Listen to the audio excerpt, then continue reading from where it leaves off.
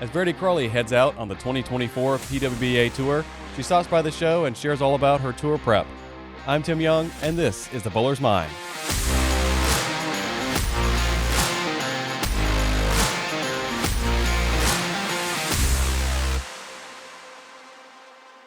Hi, Verity. Welcome back to the show. Hello. Thank you for having me again. So tour season is right around the corner, and want to kind of know what's going through your head right now. Right now, I'm just excited. I leave next week, and I wish I was leaving right away. It's one of those feelings to where I'm just so ready to compete. What equipment are you bringing with you this year, and how many phase twos will be in that list? I am taking 15 bowling balls with me on tour this year, and I will have 2 phase twos. It's been a process over the last few weeks of determining which exact bowling balls to take with me. I was originally only going to take 12, then that turned into 14, and now we are at 15 because I really just felt like there was a couple of bowling balls that were quite situational that I wanted to take. I also have a couple of bowling balls that are discontinued that I wouldn't have the ability to drill when I get out there on the truck. So we do have a PWBA truck at stops, which allows us to drill some of the latest equipment. So I wanted to make sure that the bowling balls that I really like that are discontinued, I will have those with me.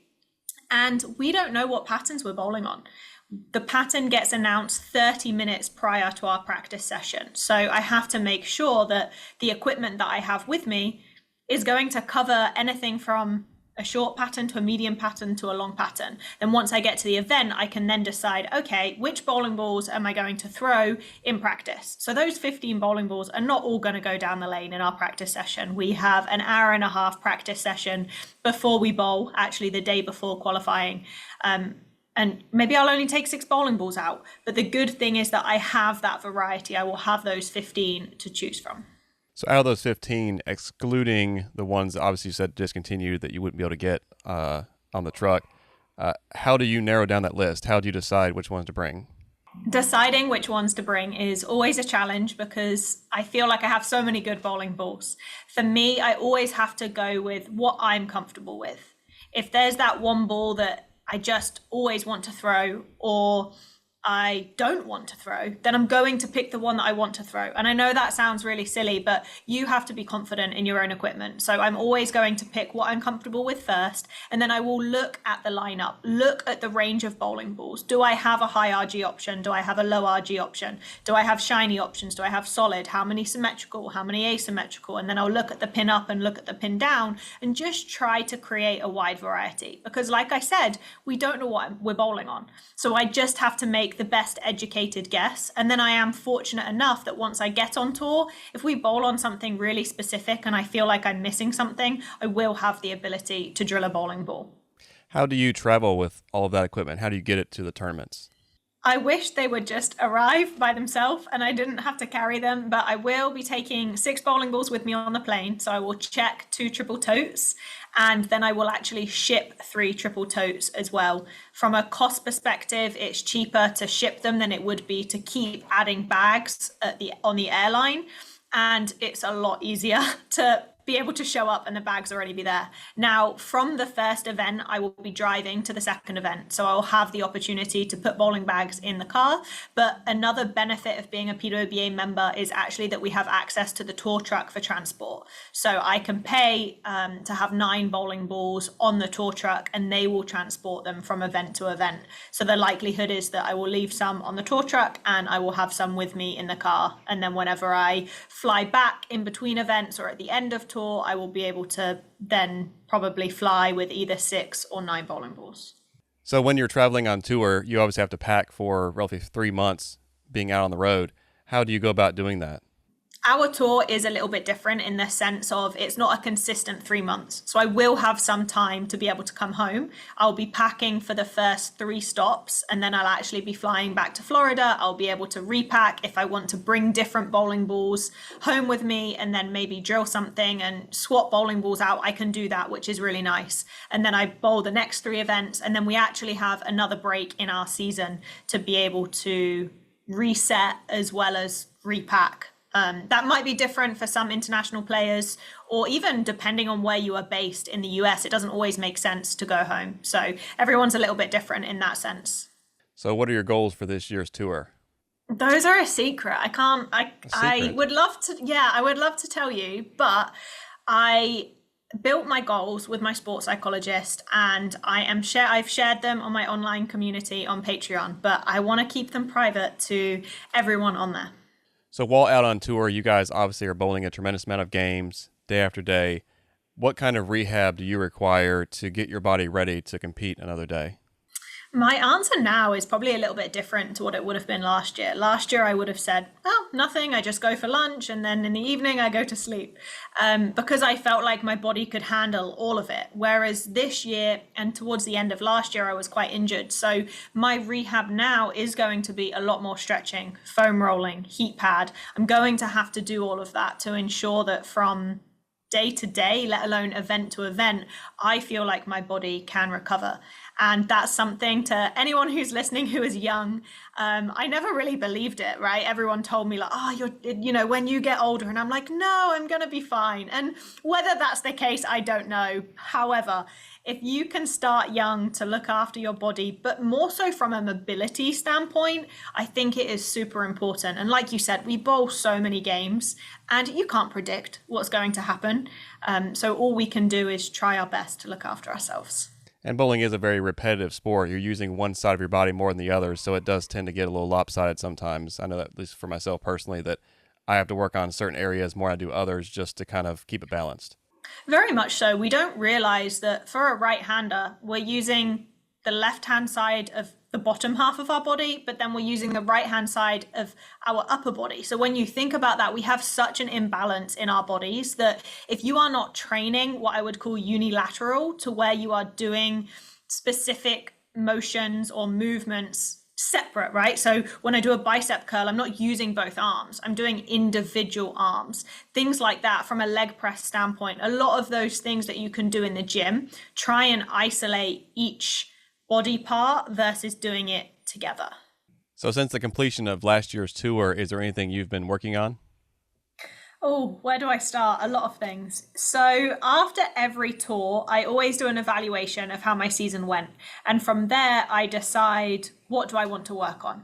So I've spent a lot of time so tour ended last August. So since then until now, I've had a lot of different things that I wanted to improve upon. But what's also really important is that I continue to work on what I'm good at. So not only am I improving my weaknesses, but I'm also working on my strengths. I always want to make sure that my A game is at 100%.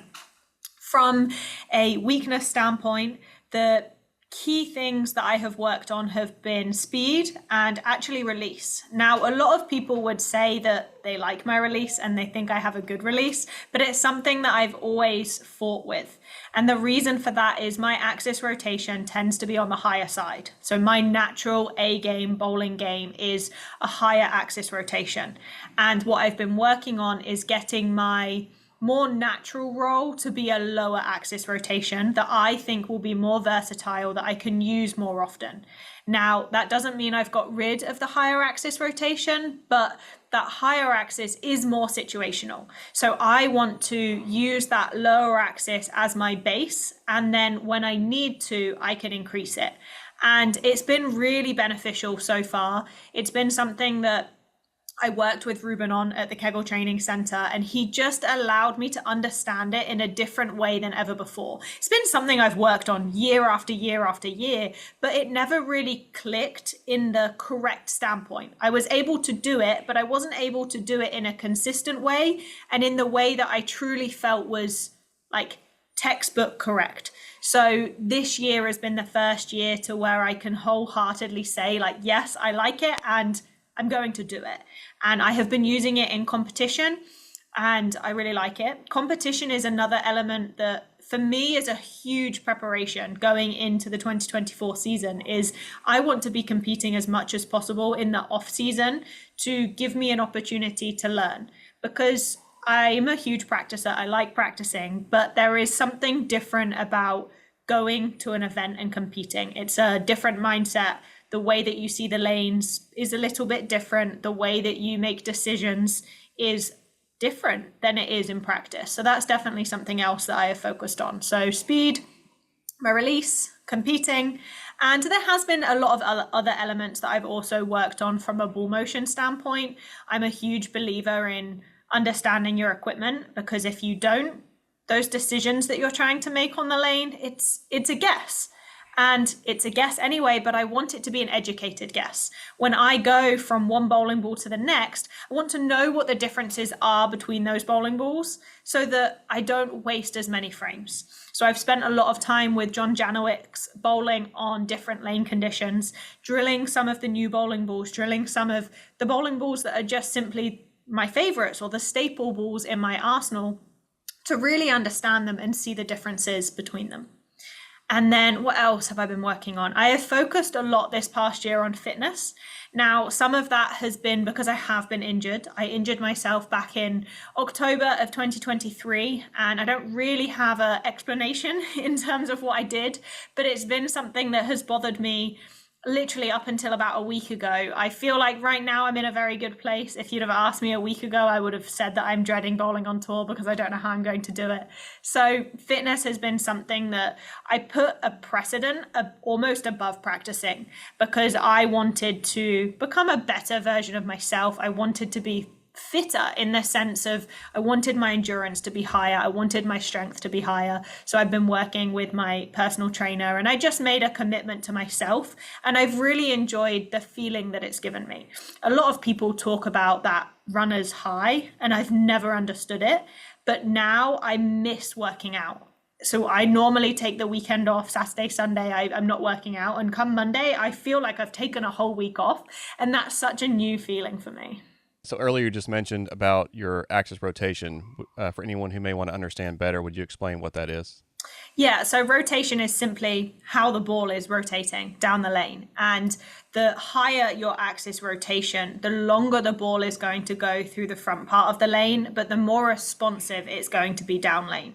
And that's what I was finding, is because I had higher axis rotation, I was creating more motion down lane, and that would get me in trouble. So the lower axis rotation actually gets the bowling ball to read sooner. The ball is rolling more end over end.